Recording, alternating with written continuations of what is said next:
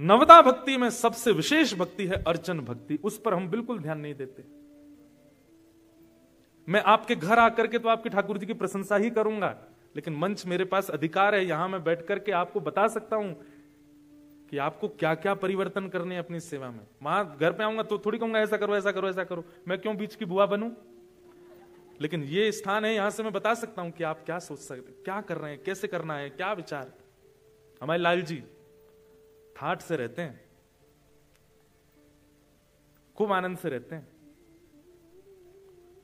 उनको कोई कष्ट ना हो, कोई दिक्कत ना हो, इसके लिए खूब प्रसन्नता में रहते हैं और उनके पूरे सुख का विचार किया जाता है, क्या करना है, कैसे करना है। अब अभी जैसे होली के बाद में थोड़ी थोड़ी गर्मी आनी शुरू हो जाएगी, ठाकुर जी के धीरे धीरे वस्त्र कम हो जाएंगे, फिर उन ये वेलवेट के होते हैं या साटन के होते हैं, ऐसे श्रृंगार ठाकुर जी को नहीं आएंगे, कॉटन ही जाएगा, क्योंकि ठाकुर जी को गर्मी लगती होगी। एक भक्त हुए जयमल, क्या नाम था, जयमल, ये मीराबाई के चचेरे भाई थे।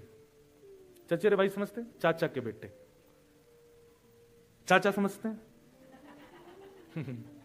तो चचेरे भाई थे जयमल। मीराबाई की भक्ति तो सबने सुनी, कभी जयमल की भक्ति सुनो।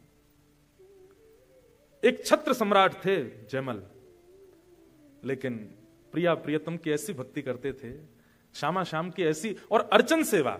हमारे वृंदावनियों में कीर्तन भक्ति ले रखी है गौड़िया वैष्णव संप्रदाय ने। हमारे वृंदावनियों में प्रसाद की, राग की, भोग की सेवा ले रखी है वल्लभ कुल ने। हमारे वृंदावन में श्रृंगार की और ठाकुर सेवा की जिम्मेवारी ले रखी है राधा वल्लभियों ने। ऐसे बटी हुई है सेवा। तो श्री राधा वल्लभ संप्रदाय से दीक्षित थे श्री जयमल जी, और अपने ठाकुर की बड़ी विशेष सेवा करते थे।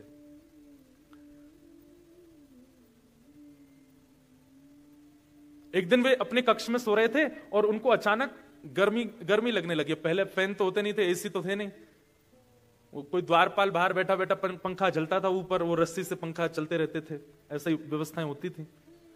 लेकिन जयमल जी को बहुत गर्मी का अनुभव हुआ। तो अब देखिए, ये है अर्चक की स्थिति। उसको जो अपने लिए फील होता है वो अपने लिए नहीं करता तैयारियां, वो ठाकुर जी के लिए करने लगता है। जैसे उसको पंखा चल रहा था और रात में सोते सोते जयमल जी को थोड़ी गर्मी सी लगने लगी, तो मन में विचार करने लगे, जब मुझे इतनी गर्मी का अनुभव हो रहा है, मेरे ठाकुर जी को कितना हो रहा होगा। हमारी स्थिति कैसी है, हमारे साथ कुछ भी होता है, हमारे नेत्रों को, कानों को, नासिका को, जीव को, त्वचा को, पंच इंद्रियों को कुछ भी अनुभव होता है, हम अपने लिए परिवर्तन करते हैं। पर एक अर्चक भक्त को कुछ भी फील होता है, वो ये कहता है कि ये मेरा नहीं है, ये मेरे ठाकुर जी संकेत कर रहे हैं मुझको। तो जयमल को जब गर्मी लगी तो उसको संकेत ऐसा नहीं लगा कि उसको लगी, उसको लगा मेरे ठाकुर को शायद गर्मी लग रही है। और जयमल जी ने तुरंत क्या किया, हमारे यहां खस होता है, खस की बढ़िया टाट बनवा करके एक झोपड़ी जैसी, एक हट जैसी बनवाई, और उसमें खूब सारा पानी का छिड़काव किया। तो उससे उसकी तासील ठंड होती है, बहुत ठंडा लगता है उसमें, बिना पंखे के भी बहुत अच्छा लगता है। अभी गर्मी जब आ जाएंगी ना, जेठ का महीना आएगा, जून जुलाई, आपके यहाँ तो विंटर होता है, हमारे यहाँ समर होता है उस समय। तो जैसी समर आएगा तो राधा वल्लभ जी, बिहारी जी, राधा रमन जी, सब जगह खस की टाट आ जाएंगी और उनको गीला करते रहते हैं पूरे दिन। ठाकुर जी को ठंडक अनुभव होती है। मैं अपनी घटना बताऊं, हमारे ठाकुर जी की झारी जी, जल झारी जी हैं, उसमें जल पधराया जाता है सुबह। और वैसे तो नियम से तो बहुत बार जल बदलना चाहिए, पर हम कथाओं में और ट्रेवलिंग में इतने रहते हैं तो हम सुबह जल पधराते हैं, फिर दोपहर में राजभोग के समय और रात्रि शयन के समय। तो रात्रि शयन के समय एक दिन में जल पधराना भूल गया, मतलब चेंज नहीं किया जल, और ठाकुर जी को विश्राम करा के सो गया। रात भर प्यास लगती रही, पानी पीऊं और फिर उठ करके पानी पीते हैं तो फिर थोड़ी देर बाद वॉशरूम जाऊं, फिर आऊं, फिर पानी पीऊं, फिर वॉशरूम जाऊं, पूरी रात नहीं सो पाया। सुबह उठ के जब स्नान ध्यान करके सेवा में गए, तब अचानक याद आया कि ठाकुर जी की जलझारी तो बदली नहीं थी। ऐसे इंडिकेशंस आपकी बॉडी को होने लग जाएंगे, आपके माइंड को होने लग जाएंगे जब आप अर्चन भक्ति में अति विशेष हो जाते हो। आपके ठाकुर जी इच्छा अपनी आपको लागू करके बताएंगे कि ऐसा है। एक बार बद्रीनाथ में कथा थी, तो मैं अपने ठाकुर जी को कथा में बहुत कम लेके जाता हूं। तो वहां जो आयोजक थे वो बोले, महाराज जी आज कथा में ठाकुर जी को लाओ। मैंने कहा ठीक है। लेकिन उस दिन इतनी ज्यादा ठंड थी, मौसम बिल्कुल माइनस में चला गया था, और मेरे कमरे से जो ऐसा ही हॉल था वो काफी दूर था, और कोई गाड़ी वाड़ी नहीं, ऐसी लेके आना था पालकी में ठाकुर जी को। तो जब मैं कथा में जा रहा था मैं सोच तो रहा था ठंड तो बहुत पड़ रही है, ठाकुर जी को कहीं सर्दी नहीं लगे। तो मैंने जाते जाते स्टेज पे बैठते एक पंडित जी को बोला, ठाकुर जी को ना गर्म शॉल उड़ा देना। और मन में ऐसा आया कि इतना तो ठाकुर जी सही लेंगे मेरे लिए ठंड ज्यादा है। आप विश्वास नहीं मानेंगे, ठाकुर जी जैसे ही मंच पर आए और उस दिन की कथा विश्राम होते ही गला चौक, मेरा ही गला बैठ गया। और इतनी ठंड, जाड़ा, रात भर बुखार, खूब दवाई औषधि ले ली लेकिन बुखार उतरा नहीं। ये मैं अपना अनुभव बता रहा हूं। रात में दवाइयां ली, सुबह उठ के दवाई लेने लगा, स्थिति बहुत वैसी हो गई कि अब कैसे कथा करूंगा आज की। पता नहीं क्या मन में आया, मैंने कहा सुनो एक शुद्ध काढ़ा बना करके ठाकुर जी का भोग लगाओ। और जैसे ही ठाकुर जी का भोग लगाया सब रो ज्वर उतर गयो, गलो ठीक है लगो, बिल्कुल स्वस्थ हो गए।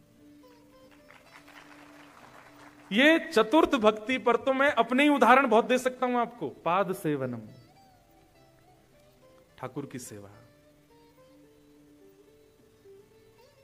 ये कोई पाषाण नहीं है, वे चैतन्य है साक्षात। उनकी उसी भाव से सेवा किया कीजिए। हमसे आप दोपहर में बोलेंगे 1 बजे कि महाराज जी अपने ठाकुर जी का दर्शन कराओ, हम कहेंगे अभी नहीं मिलेंगे। क्यों? अभी गैया चराने गए ठाकुर जी, 2 दिन से तो अफ्रीका में गैया चराने जा रहे हैं। तो हम एक काम करते हैं, ठाकुर जी से यूं कहते हैं, ठाकुर जी गैया मत ले जाइयो, अकेले ही चले जाइयो, यहां शेर बहुत हैं, कहीं गैया पे आक्रमण है तो। आज हम कहीं बाहर गए थे तो भोग के लिए आपको आज्ञा दी कि आप भोग लगाओ, लेकिन उससे पहले ठाकुर जी को बोला कि ठाकुर जी आज भोग जिस घर में आप आए उस घर का कोई सदस्य पधराएगा, नहीं बता करके जाएंगे तो भोग की थाली गिर जाएगी नीचे। ऐसे अनुभव होते हैं। ये कैसे होते हैं? जब आप उनको पाषाण ना मानो, उनके प्रति पाषाण बुद्धि ना रखो। वो गेम खेल रहे हैं आपके साथ में, उस गेम में अपनी निपुणता करो, कथा सुनकर के अपने भावों से, अपने कीर्तन से, अपनी सेवा से ठाकुर जी के उस गेम में जिसमें वो स्टैच्यू बन करके खड़े हैं उनको सहज कर दो। ये हमारा उद्देश्य है, हमारा लक्ष्य है। पाद सेवनम।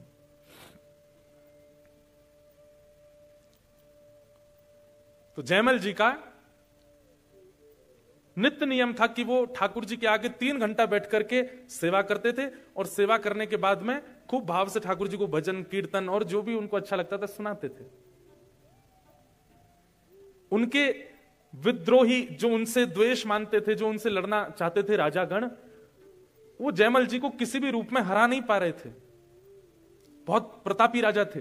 तभी किसी ने जाके बताया, बोले जयमल जी को हराने का एक ही उपाय है। बोले क्या? ये सुबह इतने बजे से इतने बजे के बीच में अपने ठाकुर की सेवा में होते हैं, और उस समय ये कुछ नहीं करते। सख्त आदेश है पूरे राजभवन को कि इतनी देर, जितनी देर मैं सेवा में रहता हूं, मुझे कोई भी आकर के कुछ कहेगा नहीं। केवल राजमाता का अधिकार है मंदिर में आकर के वो मुझे कुछ संकेत कर सकती हैं, बाकी किसी का भी प्रवेश नहीं। अपनी पत्नी को भी नहीं आने देते थे। तो उनके जो शत्रु राजा थे उनको पता चल गया कि जयमल इतने से इतने बजे तक पूजा करते हैं।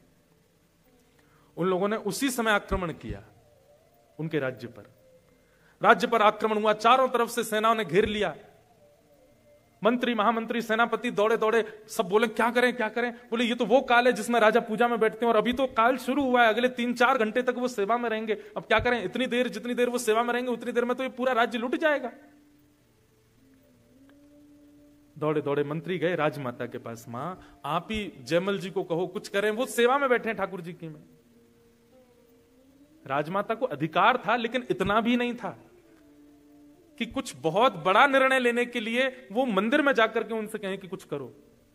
बड़े संकोच में धीमे धीमे चरण रखते हुए राजमाता मंदिर में गई। जयमल जी अपने ठाकुर जी को गोद में लेकर के सेवा कर रहे थे। अच्छा, एक और बात, यह भी एक स्वरूप है कि अगर आपके ठाकुर जी सेवा के बड़े हैं, थोड़े उनका भार ज्यादा है, तो खड़े खड़े उनकी सेवा हो। लेकिन अगर ठाकुर जी छोटे हैं, स्वरूप इतना ज्यादा भारी नहीं है ठाकुर जी का, तो एक सुंदर वस्त्र अपनी गोद में रख के वहीं लटा के ही सेवा किया करो ठाकुर जी की। आपकी गोद में ही आए वो, वहीं सेवा पाए।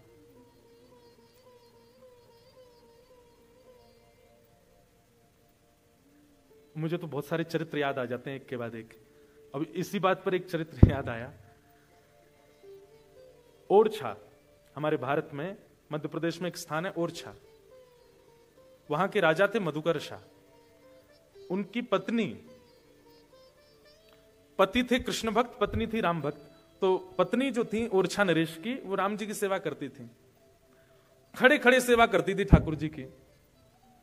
तो ठाकुर जी बोले, उनके एक दिन स्वप्न में आकर के बोले, आप हमारी 6-6, 7-7 घंटे तक सेवा करती हो, खड़े खड़े सेवा करती हो, तुम्हारे पांव सूज जाते हैं, हमको अच्छा नहीं लगता, आप बैठ के सेवा क्या करो। तो जयमल राजा की पत्नी क्या बोली, ठाकुर जी मैं तो सेवा 2, 4, 5 घंटे आपकी करती हूं, पर आप तो भोर से लेकर रात्रि तक खड़े रहते हो। जब मेरे स्वामी पूरे दिन खड़े रहते हैं तो उनके सामने 4-5 घंटे खड़े होने में मुझे लज्जा क्यों? मैं खड़े खड़ी सेवा करूंगी, मेरा ये सेवा धर्म नहीं है कि आप खड़े मैं बैठ जाऊं। खड़ी रहती ठाकुर जी के आगे, बैठती ही नहीं थी। वो कहीं किसी मंदिर में भी दर्शन करने जाती थी तो ठाकुर जी अगर खड़े विग्रह, अधिकतर सब जगह खड़े हैं, वो बैठती ही नहीं थी। सत्संग में भी कोने में खड़ी रहती थी। क्यों? ठाकुर जी खड़े, हम कैसे बैठ जाएं? उनका भाव। जब किसी के लड्डू गोपाल दिखती थी तो बैठ जाती थी, बोले ये बैठे ठाकुर है तो मैं भी बैठूंगी। लेकिन कहीं खड़े ठाकुर हैं तो वहां बैठ नहीं सकती हैं वो। रात में स्वप्न में ठाकुर जी ने आके कहा, आप बैठ जाया करो। बोले नहीं, मैं तो खड़ी रहूंगी। आप भी तो खड़े हो। ठाकुर जी इतना कह के अंतर ध्यान हो गए। स्वप्न पूर्ण हुआ, ब्रह्म मुहूर्त हुआ, स्नान ध्यान करके आप जैसी सेवा में गई, क्या देखा, आपके राम लला भी बैठ गए। और आज भी ओरछा में श्री ठाकुर जी बैठे हुए हैं, उनकी भक्ति के लिए बैठ गए।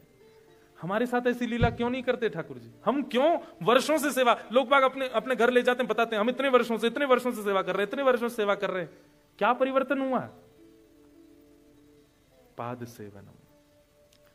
तो जयमल राजा की राजमाता ने आकर के बताया, बोले पुत्र जयमल, मुझे पता है तुम अभी सेवा में हो, अपने ठाकुर की अर्चना में लगे हो, पर एक बहुत बड़ा संकट राज्य पर आया है।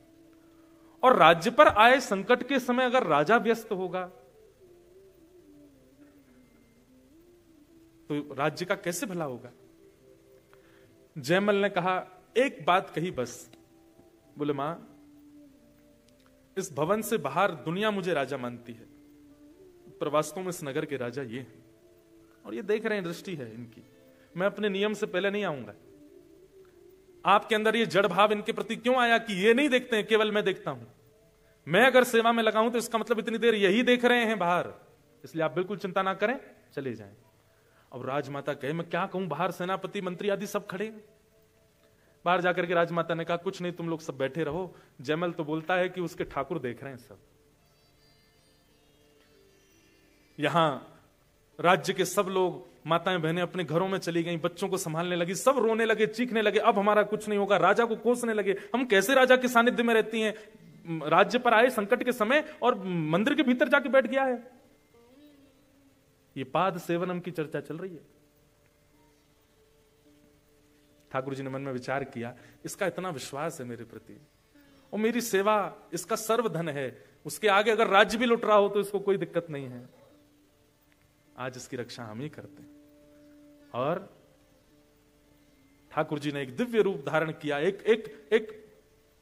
एक राजा का वेश धारण किया, किरीट धारण करके, धनुष लेकर के, बाण लेकर के ठाकुर जी घुड़साल में गए और राजा का निज घोड़ा जो था उसी पर ठाकुर जी बैठ गए और घोड़े को लेकर के राजभवन के ऊपर गए और ऊपर जाकर के वहां से पूरी सेना को देखने लगे। सेना को दिख रहा है कि कोई खड़ा है ऊपर छत पर राजभवन के, और वहीं से एक चाबुक मार करके छलांग मारी, सीधे पहुंच गए रणभूमि में, अकेले, कोई भी नहीं साथी, कोई और नहीं, ठाकुर जी गए। तस्कर से एक बाण भी नहीं निकाला और पूरी सेना को तबाह कर दिया। कैसे? अपने नेत्रों से, केवल अपनी मुस्कान से। सेना आती है लड़ने के लिए, धनुष बाण चढ़ा चढ़ा करके, तलवार उठा करके, और जैसे ही ठाकुर जी के पास पहुंचती है, ठाकुर जी उस सेना को देख करके हंस जाते हैं। जैसे ही हंसते हैं सारी सेना गिर जाती है, मोहित होकर के गिरने लगी। धीमे धीमे धीमे धीमे सारी सेना ऐसी पस्त होती रही। जो मुख्य प्रमुख राजा था उसके पास जैसी घोड़ा लेकर के पहुंचे, वो देखने लगा, बोले ये कैसा अकेला व्यक्ति पूरी सेना नष्ट करता आया है।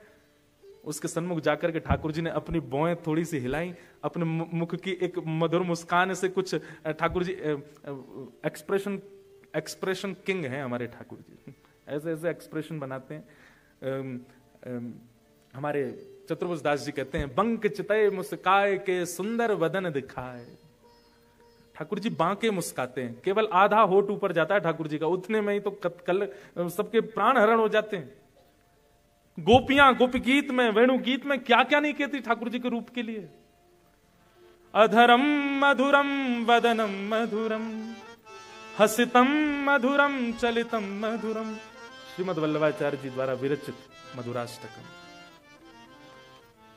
अधरम मधुरम वदनम मधुरम मधुराधिपते अखिलम मधुरम। जैसे किसी भी अत्यंत गुणवान व्यक्ति को आपके सामने खड़ा कर दिया जाए, उसमें भी एक दोष तो आप ढूंढ ही लोगे। वो एक होता है ना, रूप के कॉम्पिटिशन्स होते हैं कई सारे, स्वरूप के, उसमें बहनें भी भाग लेती हैं, भाई लोग भी लेते हैं। हमारे जैसे मिस्टर इंडिया होता है, मिस्टर वर्ल्ड होता है, ऐसे मिस यूनिवर्स और ये सब होते हैं ना। ले आओ पिछले 7 बार की बनी हुई सारी मिस यूनिवर्स और मिस्टर यूनिवर्स को ले आओ, उनमें भी दोष दिख जाएंगे आपको। जिनको पूरे यूनिवर्स का सबसे सुंदर व्यक्ति बताया गया, वो भी दोष युक्त दिख जाएंगे। लेकिन श्रीमद् वल्लभाचार्य जी कहते हैं, कृष्ण में आप एक दोष भी नहीं देख पाओगे। दोष की क्रिया कौन कौन सी होती है? बोले वमितम मधुरम। अब वमित करते समय कोई मधुर कैसे लग सकता है? वमितम मधुरम मतलब मुख में पानी लेके उसको उगलना। बोले वो रूप भी अगर आपने कृष्ण का देख लिया तो पागल हो जाओगे, इतने सुंदर लगते हैं। चलते हैं मधुर, बैठते हैं मधुर, हंसते हैं मधुर, नाचते हैं मधुर, बोलते हैं मधुर, सब कुछ मधुर। इसीलिए कहा मधुराधिपते अखिलम मधुरम। बहुत सुंदर है। ठाकुर जी ने पूरी सेना को अपनी केवल रूप माधुरी से मोहित कर दिया। सब पस्त होकर के गिर पड़े। यहां जयमल की पूजा पूरी हुई। जयमल की पूजा पूरी हुई, तुरंत बाहर आए राजमाता, क्या हुआ? कुछ आक्रमण आदि? बोले नहीं अभी तक तो नहीं हुआ है, लेकिन अब तुम देरी मत करो, जल्दी अपने कवच आदि पहनो, निकल जाओ युद्ध के लिए। पूरी सेना को आज्ञा कर दी, जाइए सब लोग तैयारी कीजिए, द्वार पर जाके खड़े हो जाइए, अब मेरी पूजा पूरी हो गई, अब तक तो ठाकुर जी रक्षा कर रहे थे, अब मैं जाऊंगा युद्ध के लिए, मेरा घोड़ा लेकर के आओ। महाराज वो घोड़ा हांफता हुआ आ रहा था। जयमल बोला इस पर कोई दौड़ के गया था क्या? नहीं महाराज, घुड़साल में ही खड़ा था। पांव देखे तो पांव में मिट्टियां लगी थी। बोले कोई तो गया। अब इतना सोचने का समय नहीं है, इस पर बैठो। जैसे ही बैठा, कस्तूरी की ऐसी अद्भुत सुगंध उस घोड़े में से आ रही है। उसको संकेत तो हो रहा था कुछ तो अलग है। जैसे ही उसने चाबुक खींची, द्वार खुला राज्य का। बाहर जाकर के देखा सारी सेना सो रही है। दूर दूर तक सारे सैनिक पड़े हुए, लेटे हुए हैं, कोई भी युद्ध के लिए नहीं खड़ा है। जयमल बोला ये क्या हुआ है? पूरी सेना देख करके आश्चर्यचकित बोले हमें नहीं पता महाराज। सबको देखा तो कोई मरा नहीं है, सब लोग पड़े हैं, बस हाँ हाँ अपने हृदय पर रख करके, मानो जैसे किसी पीड़ा में कोई पीड़ित रोता है, ऐसे सब रो रहे हैं। जयमल सबके पास घूमता हुआ जैसे मुख्य राजा के पास गया, उसको देखा तो वह भी बस अपने हृदय पर हाथ रख करके, नेत्रों से अश्रुपात हो रहे हैं, पूरा शरीर कांप रहा है। जयमल अपने घोड़े से उतर करके गया, उसके मुख पर जल डाला। ए भाई, तुम युद्ध करने के लिए आए थे और युद्ध तो किया नहीं, ये तुम्हारी स्थिति क्या हो गई? क्या क्या बात है? राजा को होश आया, जयमल के चरण पकड़ लिए और चरण पकड़ करके बोले मैं तुम्हारे सामने नतमस्तक हो जाऊंगा, अपने राज्य को भी तुम्हारे चरणों में न्योछावर कर दूंगा, केवल उस सेवक, अपने उस सैनिक का दर्शन करा दो जिसको तुमने अभी भेजा था। ऐसे सुंदर नेत्र, ऐसी सुंदर नासिका, ऐसी सुंदर मुस्कान, उसका मुखमंडल इतना इतना लावण्यपूर्ण।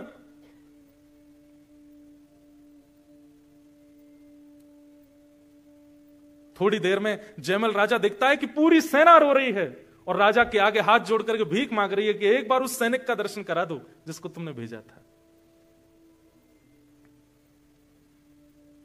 जयमल आश्चर्य में है, कौन सैनिक आया ऐसा? अपनी सेना से पूछा कोई गया था क्या बाहर? बोले हम में से तो कोई नहीं गया।